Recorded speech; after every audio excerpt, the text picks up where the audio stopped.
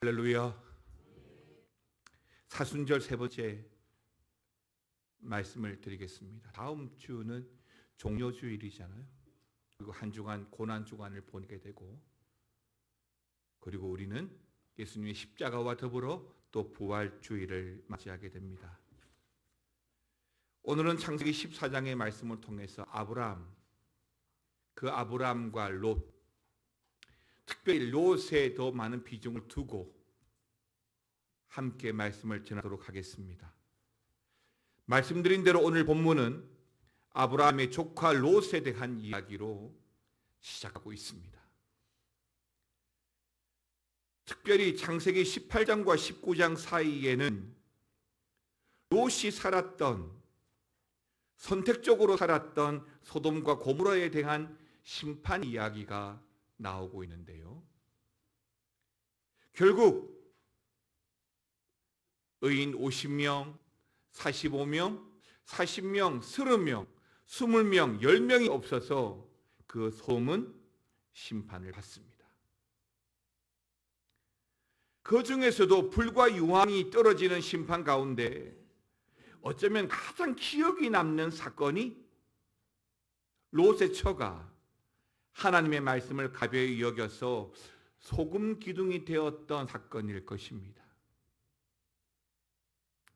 오늘 본문 역시도 바로 이 롯과 관련된 사건을 다루고 있는데, 먼저 본문을 통해서 아브라함과 롯은 거주지의 문제로 말미암아 서로의 목자들이 다투게 되고 부득불 함께 해왔던 땅을 나누게 되었습니다. 여러분 앞장 10절 말씀 한번 보시겠습니까? 13장 10절 같이 읽겠습니다. 이에 롯이 눈을 들어 요단 지역을 바라본즉 소알까지 온 땅의 물이 넉넉하니 하나님께서 소돔과 고모라를 멸하시기 전이었으므로 여호와의 동산 같고 애굽 땅과 같았더라.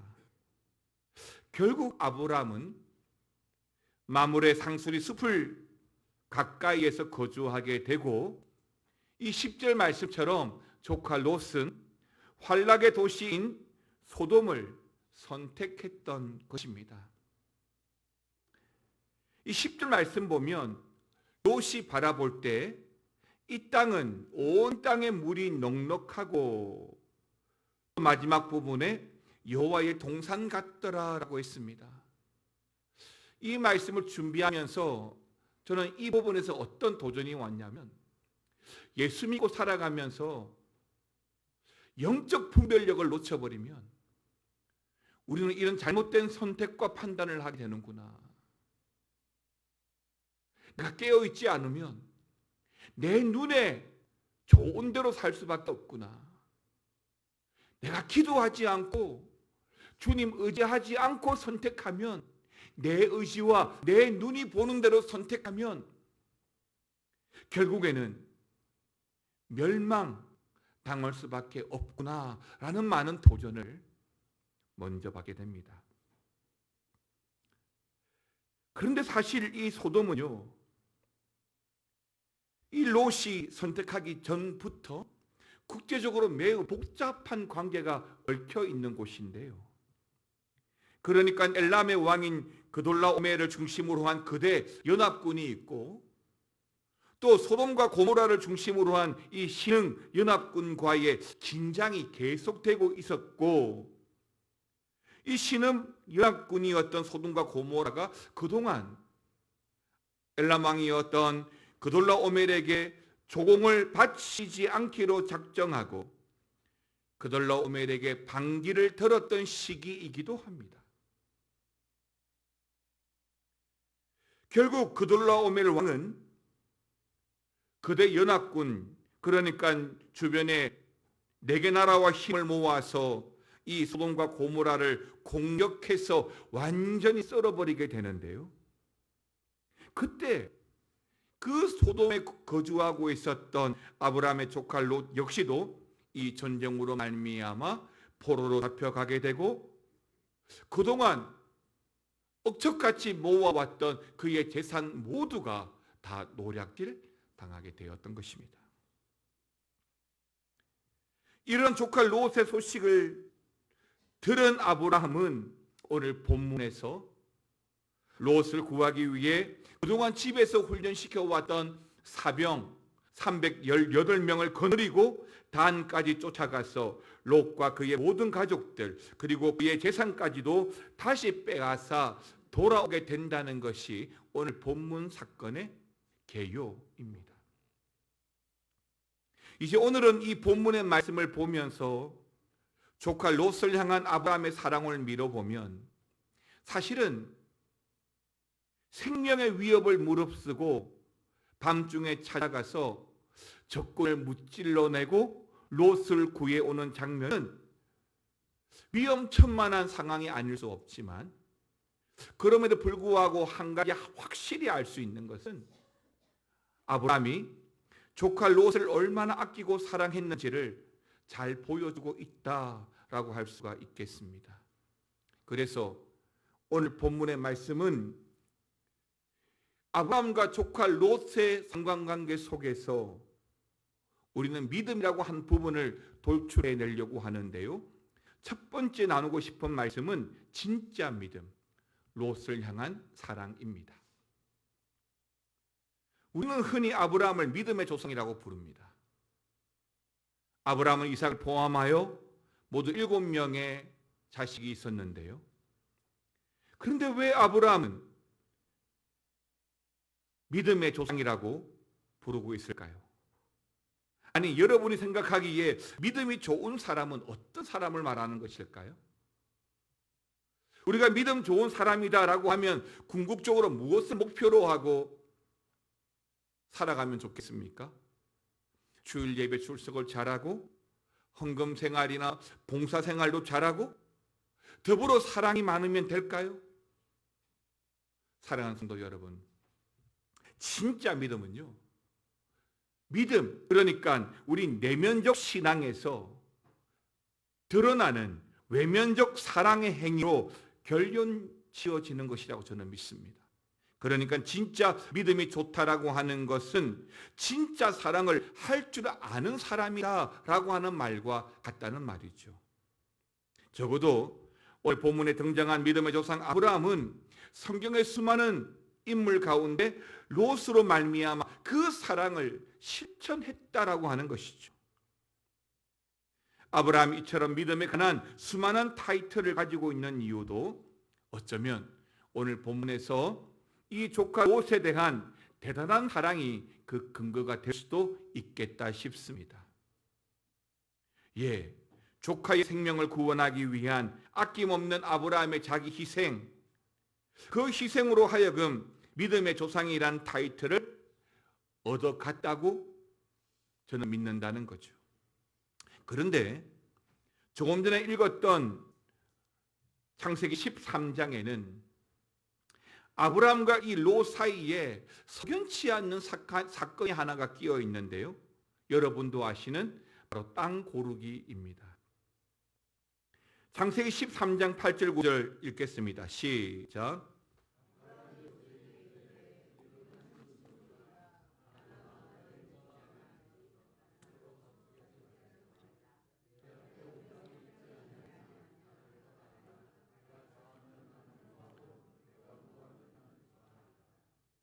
아브라함의 일행과 조카 롯의 일행의 수가 점점 많아지기 시작하면서 가축을 돌보는 서로의 목자들 사이에 다툼이 일어나게 되고 이로 인해 서로 흩어져야 하는 상황이 되어버렸던 것입니다.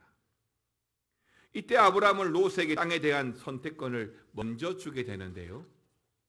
9절에 보시면 너가 좌하면 나는 우하고 너가 우하면 나는 좌하겠다라고 합니다.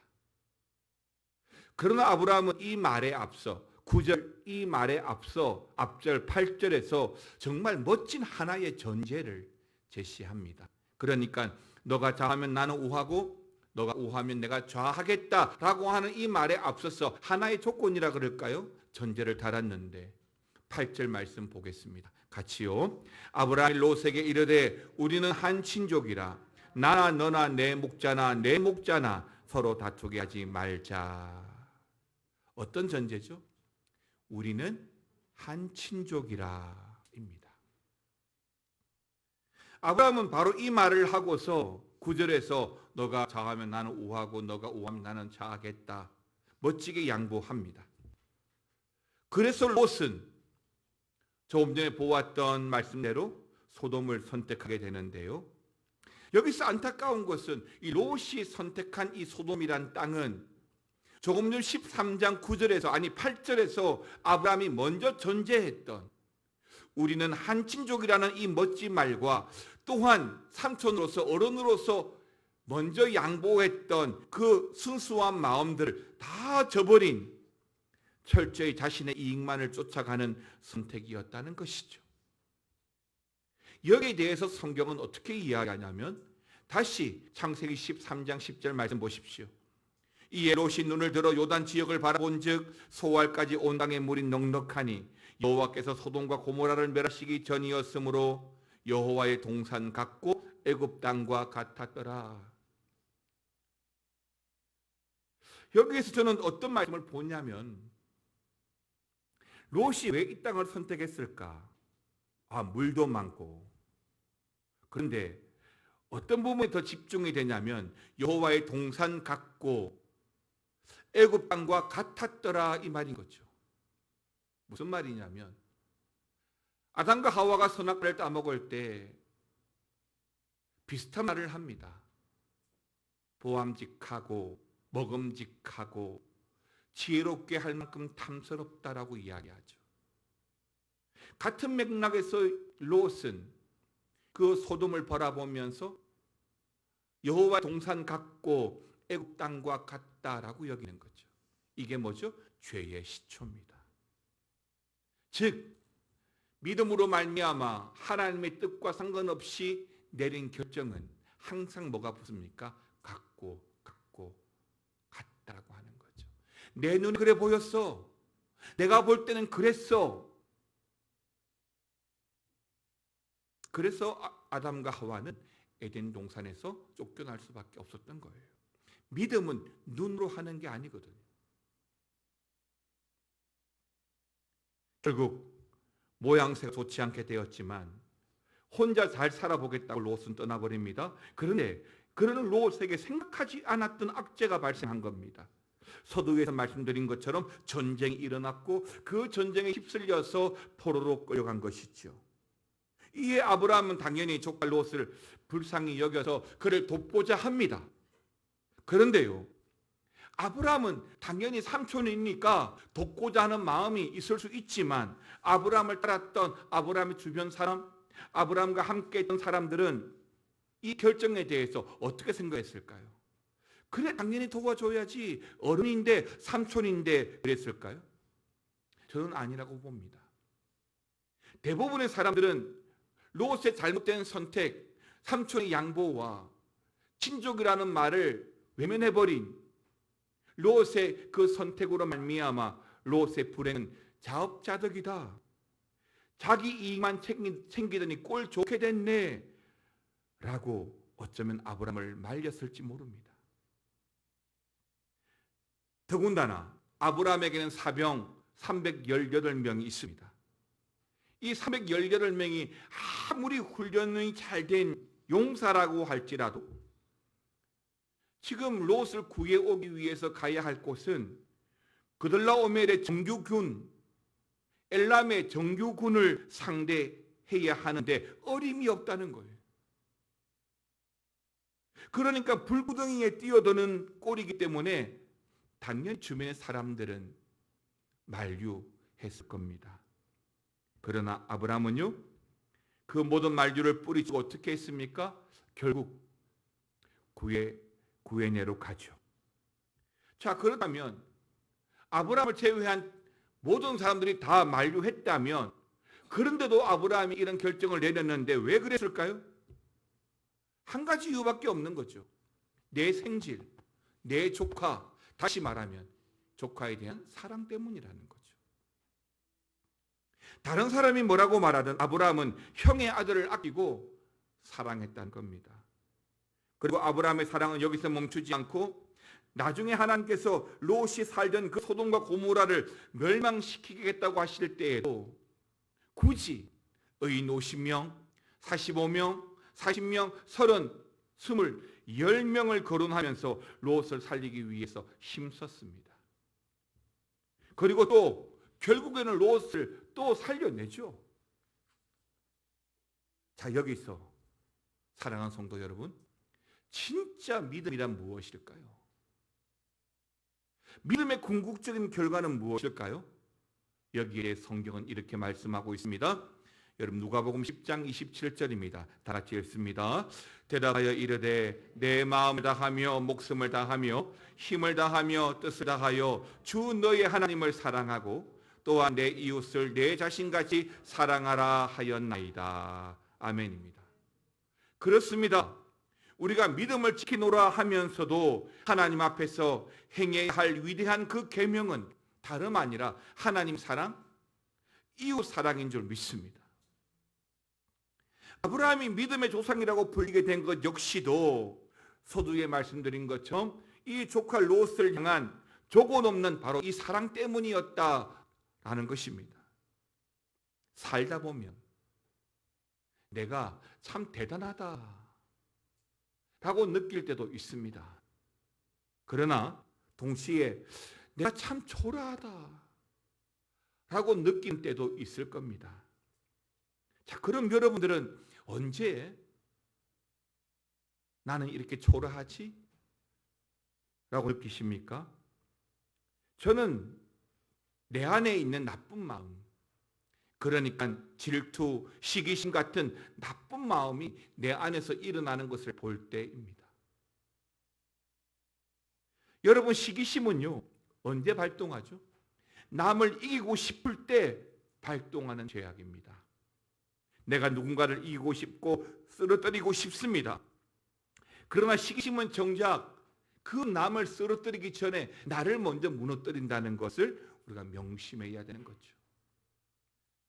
성경에서 여자 중에 난자 중에서 제일 큰 자라고 칭찬받은 사람은 세례 요한입니다. 근데 세례 요한이 왜 그렇게 큰 자라고 칭찬을 받았을까요? 많은 이유가 있겠지만 그는 근본적으로 이 시기심을 말씀과 믿음으로 극복한 사람이기 때문인 겁니다. 무슨 말이냐면 사실 예수님께서 공생애를 시작하시기 전 요단강에 세례를 받으러 나오시기 직전까지만 하더라도 세례 요한을 따르던 사람들이 많았고 이름만 이야기하면 우리가 알만한 세례 요한의 제자들이 있었습니다. 그러나 예수님께서 공생애를 시작하면서 그 세례 요한의 많은 제자들이 예수님을 따르게 되었죠. 이런 상황에서 어쩌면 인간인지라 시기심, 질투, 원망, 분노, 그러한 감정들로 자신을 얼마든지 망칠 수도 있었지만 세례 요한은 그렇지 않았죠. 그리고 이 모든 상황이 하나님의 섭리요 인도하심이라는 것을 인정함으로써 찾아오는 자신의 그 마음을 어떤 죄악에 빼앗기지 않았던 것입니다. 여러분, 죄는 항상 있습니다.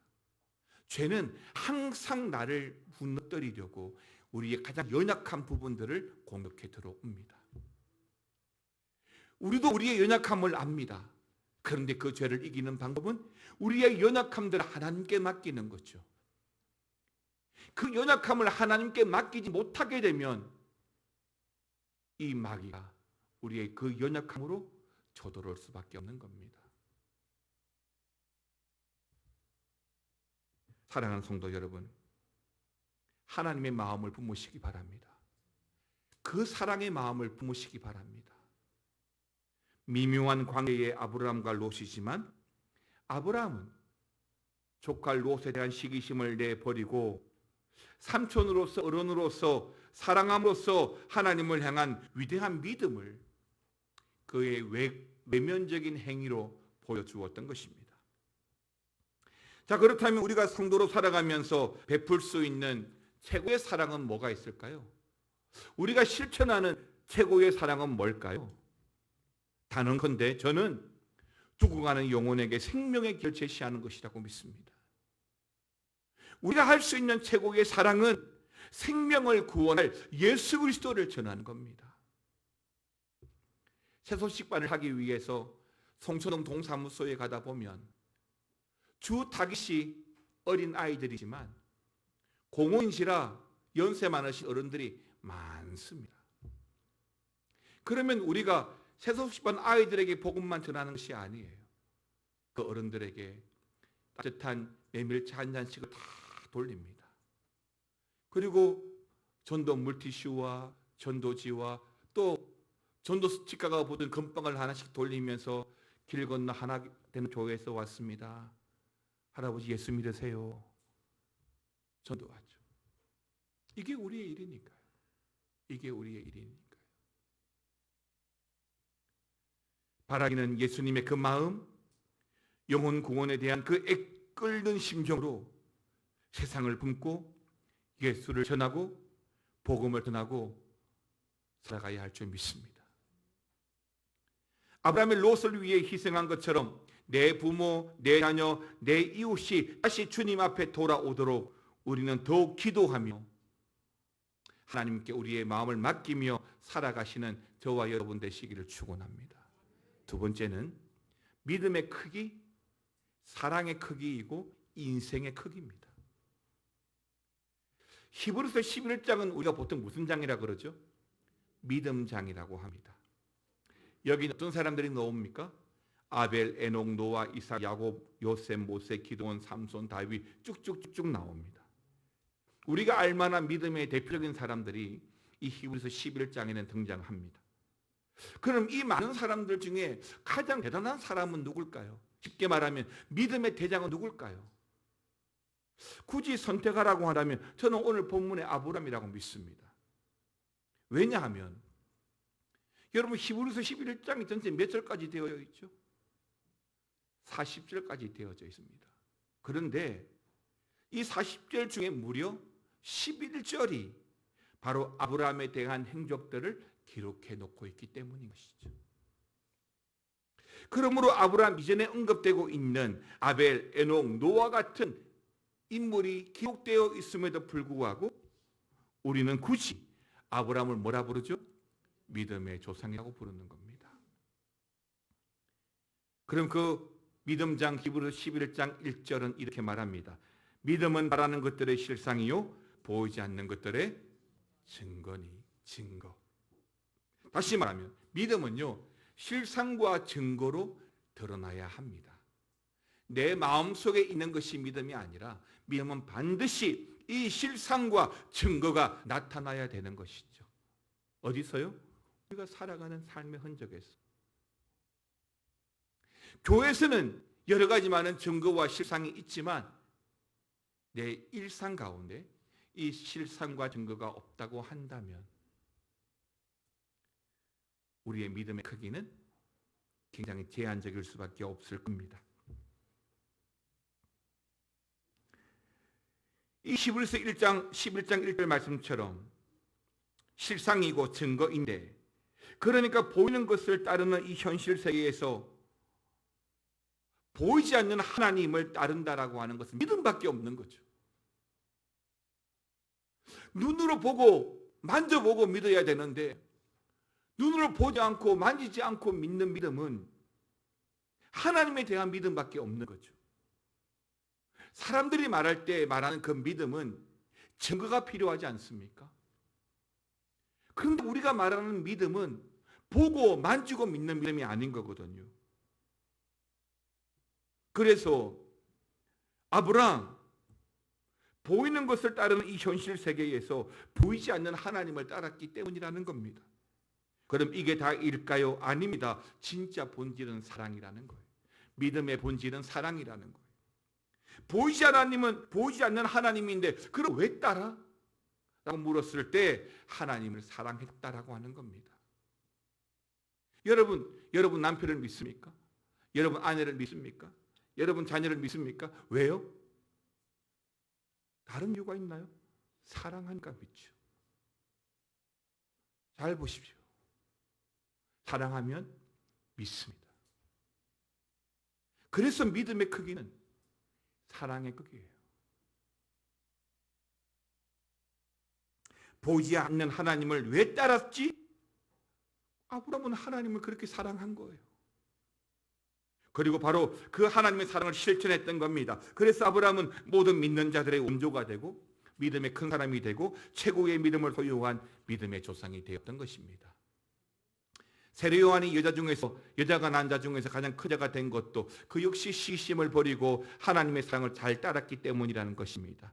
사랑하는 성도 여러분, 믿음의 원조, 큰 자라는 호칭은 바로 이 사랑의 크기에서 비롯된 것을 믿으시기 바랍니다. 얼마나 하나님을 사랑하고 얼마나 이웃을 사랑하는가, 이것이 믿음의 근간이라는 거죠. 그래서 예수 진짜 믿는 사람들은 교회에서뿐만 아니라 세상에서도 그 하나님의 사랑을 실천하고 살아갈 수밖에 없어요. 왜? 실상이고 증거여야 하니까.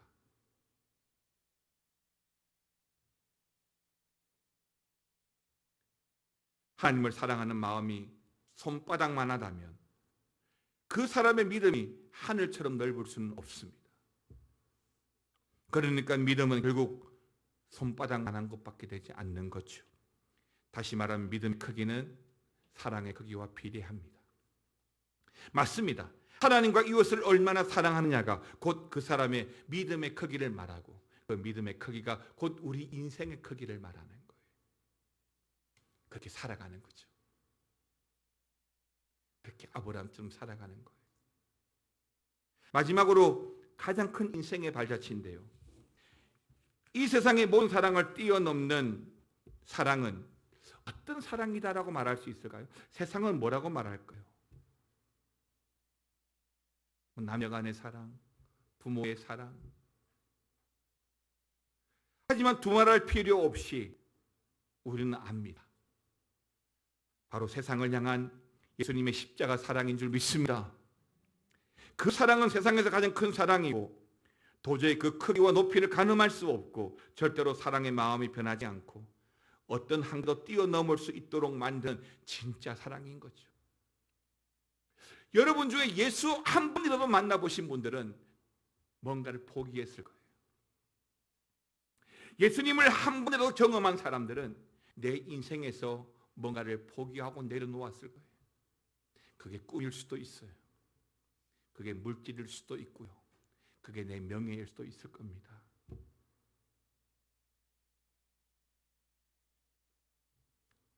그렇습니다. 세상에서 가장 큰 사랑,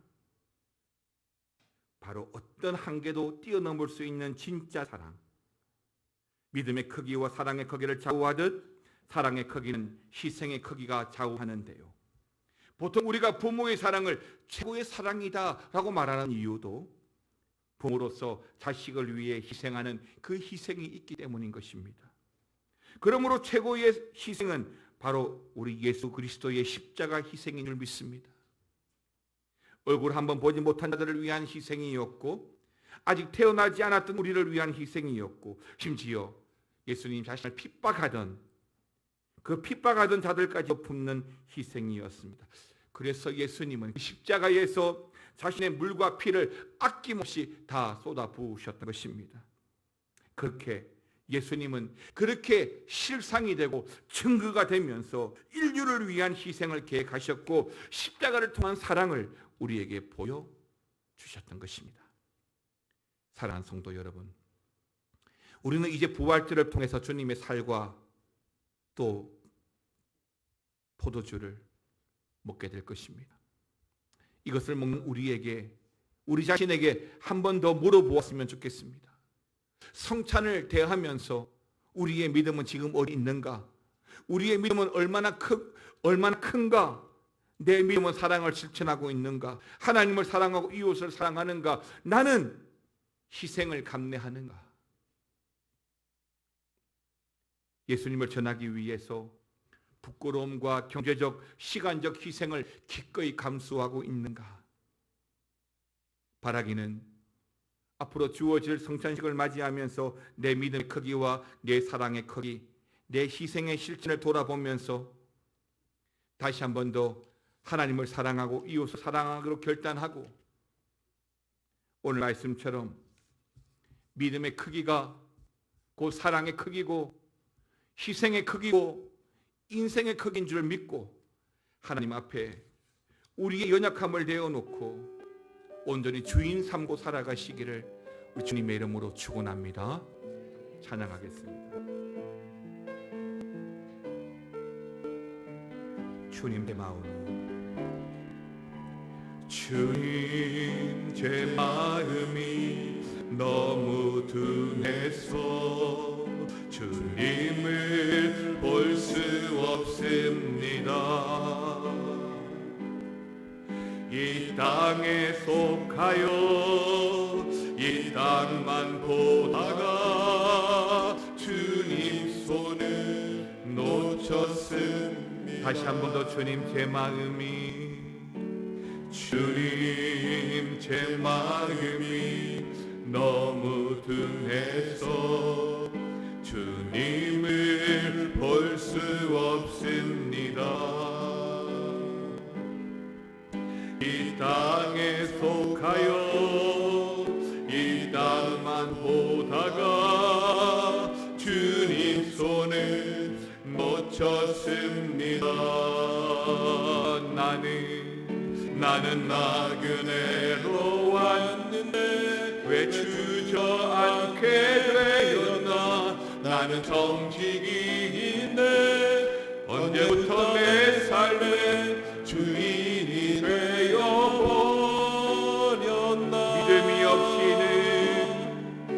믿음이 없이는 기쁘시게 못하나니 고된 수고도 다 되느니라. 믿음이 없어서 무너진 삶의 모든 자리에 다시 주님을 기다림. 믿음이 없이는 기쁘시게 못하나니 고된 수고도 다 헛되느니라. 믿음이 없어서 무너진 삶의 모든 자리에 다시 주님을 기다립니다. 사랑하는 아버지 하나님, 아브라함이 말했던 그 믿음은 사랑의 크기이고 희생의 크기입니다. 우리가 주님을 믿고 지금까지 믿음으로 살아왔지만 얼만큼 사랑하는지, 또한 주를 위해서 얼만큼 수고하고 희생하는지, 바로 그 크기가 믿음의 크기입니다. 하나님, 믿음이 없이는 하나님을 기쁘시게 하지 못한다라고 하셨으니 그 믿음으로 말미암아 힘있게 세상을 살아갈 수 있도록 하나님 우리와 함께하여 주시옵소서. 사랑에도 지지지 않고 주를 위하고 수고하고 봉사하고 희생하는 자리에도 비춰지지 않고 누구 앞에도 믿음의 크기를 자랑하는 멋진 성도의 삶을 살아가는 우리 모두가 다 되게 하여 주시옵소서. 사순절 고난 주간 주님의 십자가를 바라보면서 하나님 그 믿음으로 한 걸음 한 걸음 걸어가기를 원합니다. 주여 함께하여 주시옵소서. 지금은 우리 주 예수 그리스도의 은혜와 아버지 하나님의 사랑과 성령의 감화 감동 교통 충만 역사 위로하여 주심이 오늘 믿음의 조상 아브라함처럼 그 믿음의 크기와 사랑의 크기와 인생의 크기와 희생의 크기를 자랑하고 살아가기를 원하는 모든 성도들 위해 영원토록 함께 있을지어다. 아멘.